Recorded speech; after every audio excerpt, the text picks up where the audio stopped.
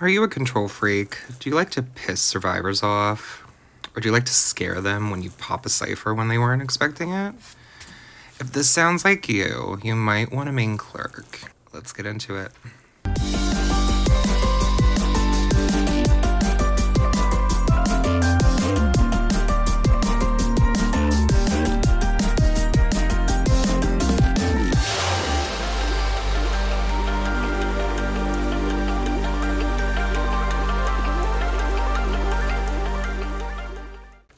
Hey everyone, welcome back, or welcome if you're new here. My name is Logan, and welcome to Logan Plays IDV. Okay, so today is the second installment to my How to Play Clerk video playlist. It has been a long time, and a highly requested video to do. So I guess let's get started. So number one, let's do a quick refresh. Let's go through her persona web that I use. As you can see with my Clerk build, it's up and down. I like playing aggressive with her. That's just my thing. And you know, she's an old woman. She needs all the help she can get. Okay. But yeah, for her, some of the things I'll point out, obviously detention, because who doesn't bring detention? And also impulsive. So this increases your movement speed by 8% when using a charged attack. Now, she already has a considerably good charged attack. However, this makes it nearly impossible for a survivor to make enough distance to not get hit by her charged attack with the impulsive charge. It's just nuts, and I carry it every time. And then I always use Deer Hunter. I just like when I'm trying to double down survivors after a rescue. It shows me any incapacitated survivors, aka the one that I'm trying to chair again and again and again. Within 18 meters, which is a nice thing to have, I would say. And another thing, when you're trying to stuff a rescue, it's important to have Berserker, because you want that attack recovery speed to be increased by at least a little bit. But yeah, it helps to stuff the rescue and possibly double stuff. I love double stuffing a rescue. And then another one that I bring, depending on the team comp for survivors, I'll definitely bring Mischievous. It increases your ballooning speed. One of the reasons I do this is because if you have Forward as part of your team comp, or any stunner, like Antiquarian, Prospector, Forward, Batter even, Batters are really annoying. But yeah, it increases your ballooning speed by 20%, so hopefully you can get out of the ballooning animation a lot quicker and either move or hit the survivor, aka Forward, as he's charging you, and get an attack hit on him. And another thing I want to point out with Clerk, let's look at her, I call it her big 3 triangle. So basically the control, pursuit, and chair guarding are the big aspects of a hunter and can either make or break them in terms of how meta they are. Most good hunters have a good amount of all 3 of these things. Now with her, obviously control is her strong suit.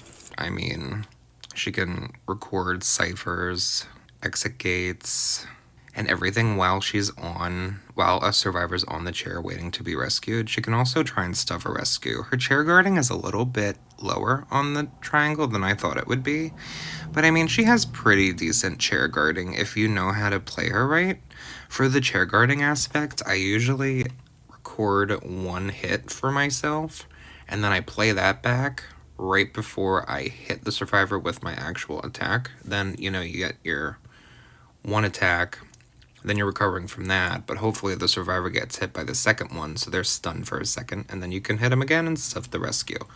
With the pursuit, I find the more you play her, the easier it is to get a survivor down, and her pursuit is much better the more you play her, because once you get the mind games down, you can pretty much have the survivor do your bidding. Whether that be dropping a pallet and you hitting them as they're dropping it, they drop it, you get 2 recordings of it.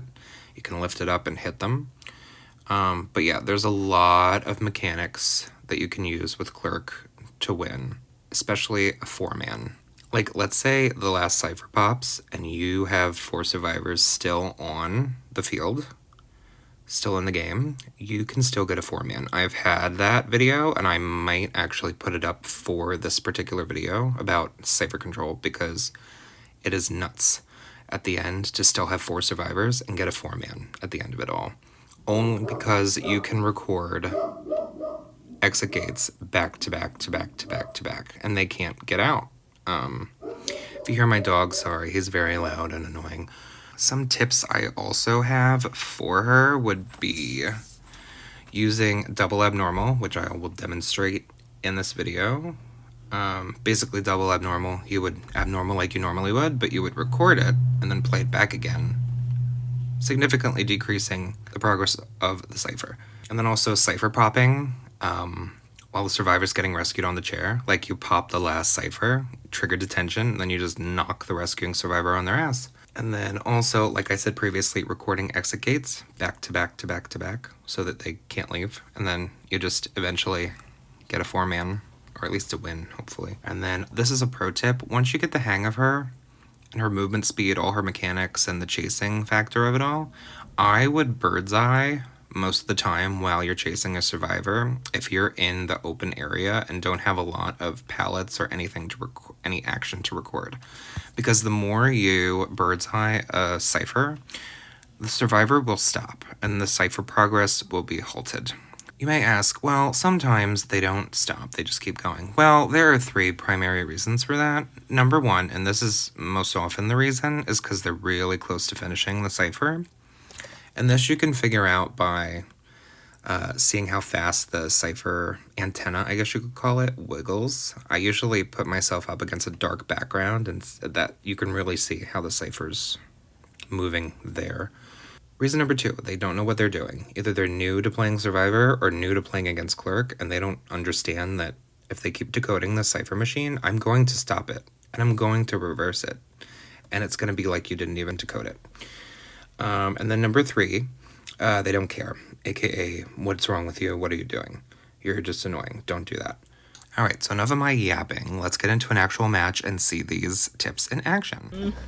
Okay, so this is one of the endgame scenarios where there's 3 survivors left, and you can still 4-man.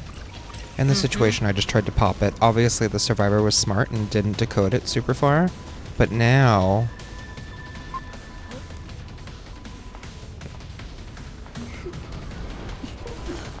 I just blocked the cipher, so for the next 4 seconds, they're not going to be able to do anything with it. So I can put her back on, and most likely pop it this next time. Here we go. Yep.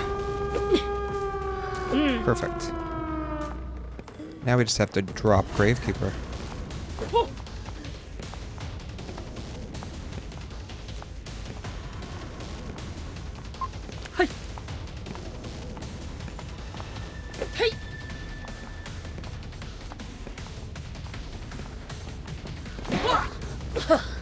And there you have that, folks. A 4-man.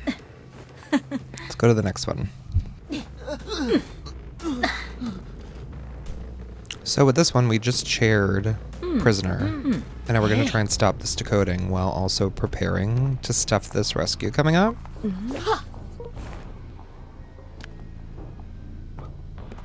And like I said, we're literally recording that. So literally the survivors are doing nothing. Puppeteer's coming to rescue. Prisoner is on the chair. And first officer can't decode.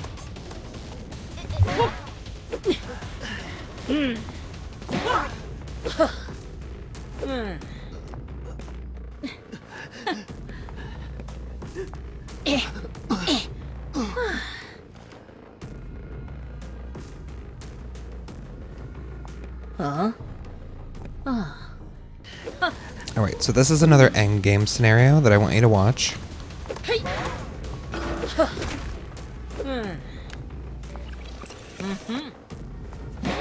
And here it's like, ah crap, they just popped the cipher and there's 3 people left. There's no way I'm gonna win. But no, you are. Because we're gonna do the back-to-back exit gate blocking, like I was talking about.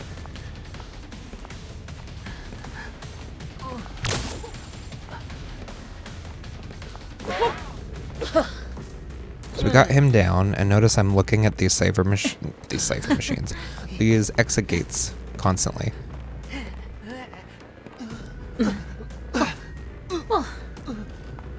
See, now we got first officer there, And then... Okay, tinnitus is triggered, so my guess is Puppeteer is now making his way to the other gate.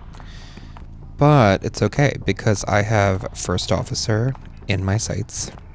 We're gonna go after him, while still blocking the other exit gate, which Puppeteer most likely is going to.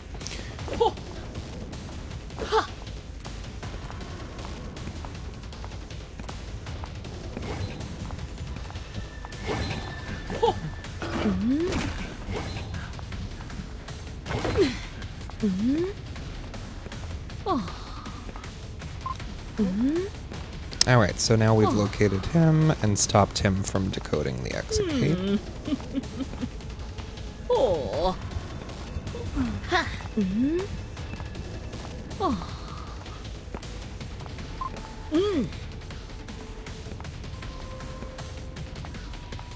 Come on, let's drop First Officer.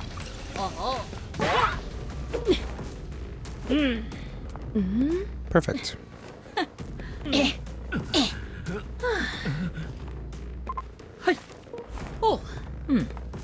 Alright, now literally our only focus is on Puppeteer and not letting him get out of the exit gate.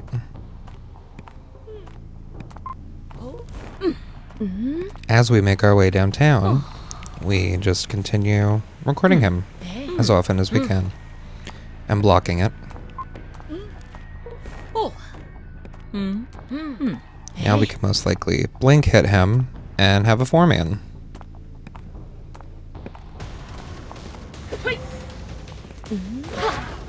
There we go. Alright, so that is it for this video of How to Play Clerk number 2.